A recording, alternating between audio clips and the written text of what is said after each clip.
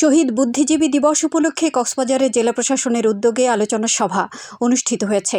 আজ সকালে জেলা প্রশাসকের কার্যালয়ের সম্মেলন কক্ষে দিবসটির তাৎপর্য নিয়ে এই আলোচনা সভা অনুষ্ঠিত হয়। এতে সভাপতিত্ব করেন জেলা প্রশাসক মোহাম্মদ আব্দুল মান্নান।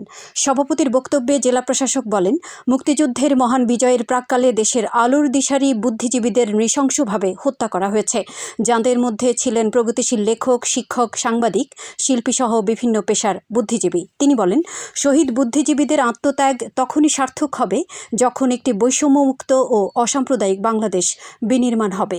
সভায় police super ANM Sajidur Rahman, জেলা পরিষদের প্রধান নির্বাহী মোহাম্মদ আল মারুফ, civil surgeon doctor Mahmudul Haque, সাবেক whip Shahjahan Chowdhury, press club সাধারণ সম্পাদক সহ বীর মুক্তিযোদ্ধা ও রাজনৈতিক নেতৃবৃন্দ বক্তব্য রাখেন।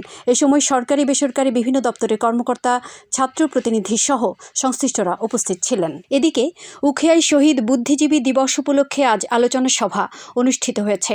উপজেলা প্রশাসনের আয়োজনে অনুষ্ঠিত সভায় সভাপতিত্ব করেন উপজেলা সহকারী কমিশনার ভূমি জারিন তাসিন। উখিয়া উপজেলা বিএনপির সভাপতি সরোয়ার জাহান চৌধুরী, বীর মুক্তিযোদ্ধা ফরিদ আহমদ চৌধুরী সহ অন্যান্যরা আলোচনায় অংশ নেন।